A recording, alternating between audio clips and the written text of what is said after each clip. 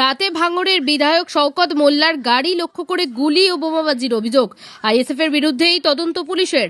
ক্যানিং পূর্বের বিধায়ক শওকত মোল্লার গাড়ি লক্ষ্য করে বোমাবাজির অভিযোগ উঠল। ভাঙড়ের পোলেরহাট থানার ঢিলছোড়া দূরত্বে তার গাড়ি লক্ষ্য করে বোমা ছোড়া হয় ও গুলি চালানো হয়। ঘটনার পর এলাকায় উত্তেজনা ছড়িয়ে পড়ে। ঘটনাস্থল থেকে দুটি তাজা বোমা এবং বোমার সুতুলি উদ্ধার করেছে পোলেরহাট থানার পুলিশ।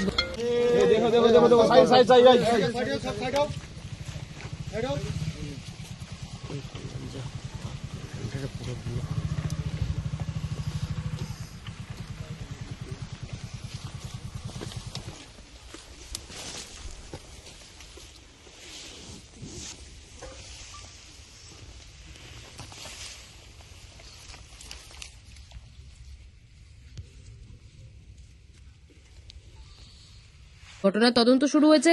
বিধায়ক শওকত মোল্লা থানায় লিখিত অভিযোগ দায়ের করেছেন। তার দাবি, দক্ষিণ গাজীপুরে তৃণমূল নেতা খাইরুল ইসলামের উপর হামলার ঘটনায় পোলেরহাট থানায় অভিযোগ জানিয়ে বাড়ি ফেরার পথেই তার উপর এই হামলা চালানো হয়। এই ঘটনায় আইএসএফ এর বিরুদ্ধেই অভিযোগ তুলেছেন শওকত মোল্লা। যদিও এখনো পর্যন্ত আইএসএফ এর পক্ষ থেকে কোনো প্রতিক্রিয়া পাওয়া যায়নি। পুলিশ পুরো বিষয়টি খতিয়ে দেখছে।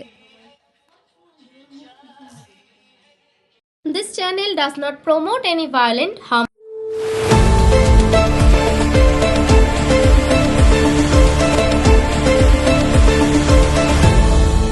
আপনারা দেখছেন এই বেলা বাংলা, শিরোনামে সবার আগে।